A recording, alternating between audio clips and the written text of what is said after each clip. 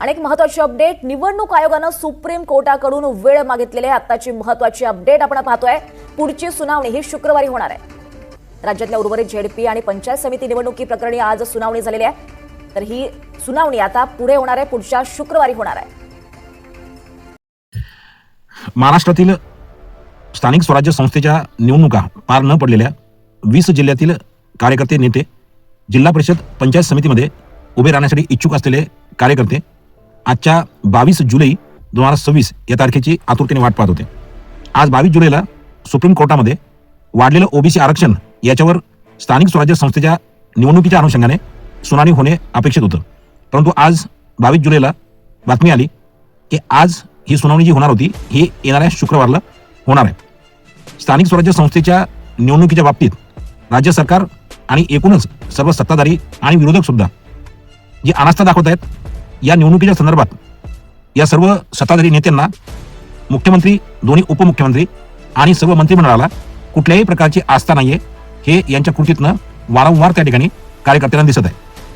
ज्या कार्यकर्त्याच्या जोरावर, ज्या कार्यकर्त्याच्या जीवावर या नेत्यांना मोठमोठ्या आमदारक्या, खासदारक्या मिळतात, हे लोक या पदावर बसल्यानंतर सर्वसामान्य कार्यकर्त्याला त्यांच्या वैयक्तिक ज्या गोष्टी येतात त्या ज्यावेळेला येतात त्यावेळेला सोयीस्करपणे त्या ठिकाणी विसरतात। याचा प्रत्यय ग्रामपंचायत निवडणुकीपासून तर जिल्हा परिषद पंचायत समिती निवडणुकीच्या बाबतीत यांनी घेतलेले धोरणं, यांनी घेतलेल्या भूमिकेतून स्पष्ट जाणवते।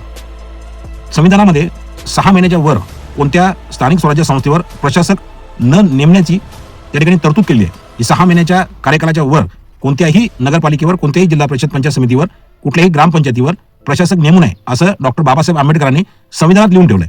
परंतु त्या संविधानात लिहिलेल्या ज्या काही घटना आहेत, ज्या काही तरतुदी येतं, जो कायदा आहे, त्या कायद्याची पायमल्ली करून, नियमाची मोडतोड करून स्थानिक स्वराज्य संस्थेमधनं जे काही नेतृत्व पुढे येते, हे नेतृत्व त्या ठिकाणी पुढे आलंच नाही पाहिजे। केवळ जे प्रस्थापित लोक, ज्यांना आमदारकी, खासदारकी, ज्यांना मंत्रीपदं मिळाले येतं, असेच लोक राजकारणात राहिले पाहिजेत।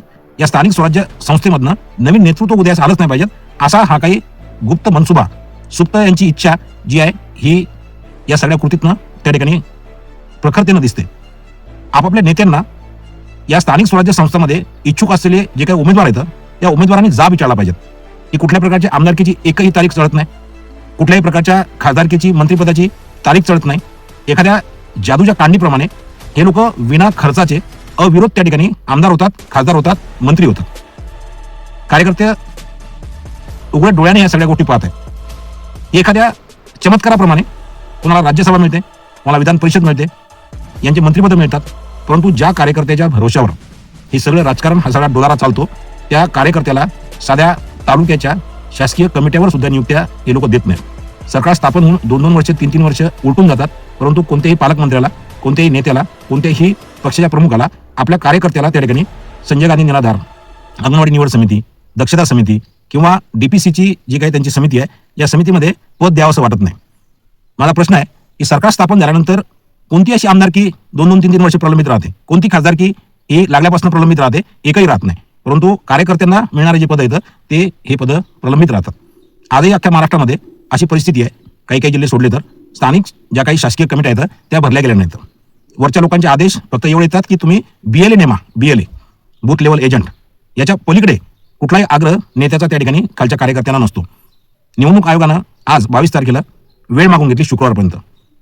4 महिन्यापूर्वीपासून यांना आजची 22 तारीख निवडणूक आयोगाला माहित होती, परंतु त्यांनी परत एकदा शुक्रवारपर्यंत वेळ मागून घेतला।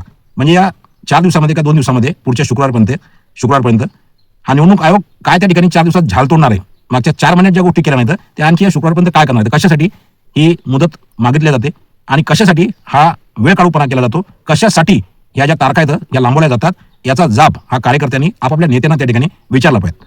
मी थोड्या दिवसात मुख्यमंत्री फडणवीस साहेब आणि आमच्या उपमुख्यमंत्री सुनेत्राताई पवार यांना या गोष्टीचा जाब विचारणार आहे की का कार्यकर्त्याच्या निवडणुका ह्या लांबवल्या का जातात, ग्रामपंचायतीच्या निवडणुका त्यांच्या मुदती संपल्यानंतरही त्याच्यावर प्रशासक का लादले जाते। कारण हे जे नेमलेले प्रशासक आहेत यांना कुठल्याही प्रकारचा अधिकार नाही, कुठल्याही प्रकारच्या सहाय्य करायचा अधिकार नाही, कुठल्याही प्रकारचा विकास निधी जो आहे तो खर्च करायचा अधिकार नाही। मग कशासाठी म्हणून हे प्रशासक ग्रामपंचायतीवर नेमले गेले?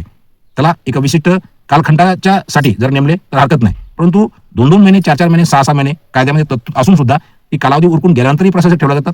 मागील 5 ते 6 वर्षापूर्वीपासून जिल्हा परिषदेवर त्या ठिकाणी अध्यक्ष नाही, सभापती नाहीत, सदस्य नाहीत, पंचायत समितीमध्ये सभापती नाही, सदस्य नाहीत, सर्वसामान्य लोकांना या अधिकाऱ्यांकडनं जो त्रास होतो तो त्रास या स्थानिक स्वराज्य संस्थेमधले जे पदाधिकारी आहेत, ज्यात पंचायत समिती सदस्य असो, जिल्हा परिषद सदस्य असो, या सगळ्याच्या माध्यमातून त्यांना ती रिलीफ मिळते, त्यांना त्यांच्या कामामध्ये मदत होते. परंतु अधिकाऱ्याच्या कचाट्यामध्ये सोडून जनतेची हेळसांड करायची आणि कार्यकर्त्यांची त्या ठिकाणी कुचंबना करायची, हे जे धोरण सरकारनं अवलंबलं आहे, याच्या विरुद्ध आपापल्या नेत्यांना जाब विचारल्या गेला पाहिजेत. बघू आता शुक्रवारला जी सुनावणी आहे, ही बातमी आता खरी आहे खोटी आहे माहीत नाही, परंतु जर समजा चॅनलवर त्या ठिकाणी बातमी येते की निवडणूक आयोगानं त्या ठिकाणी शुक्रवारपर्यंतचा वेळ मागून घेतला, तर निवडणूक आयोगाला राज्य सरकारनं सक्त निर्देश दिले पाहिजेत, आदेश दिले पाहिजेत की वेळ मागवू नका, जो काय सोक्षमोक्ष लावायचा तो एकदा लागून द्या. आज 22 जुलै अजितदादा पवार यांच्या जयंतीच्या निमित्तानं आज आम्ही त्या ठिकाणी लोणीगोळीमध्ये आमच्या गावामध्ये सगळ्या शासकीय कार्यालयामध्ये अजितदादांची जयंती त्या ठिकाणी साजरी केली. पुन्हा एकदा या व्हिडिओच्या माध्यमातून मी आपल्या दर्शकाच्या आणि माझ्या सर्व कार्यकर्त्याच्या आणि माझ्या वतीनं अजितदादांना भावपूर्ण अशी श्रद्धांजली अर्पण करतो आणि थांबतो. धन्यवाद. जय महाराष्ट्र, जय राष्ट्रवादी.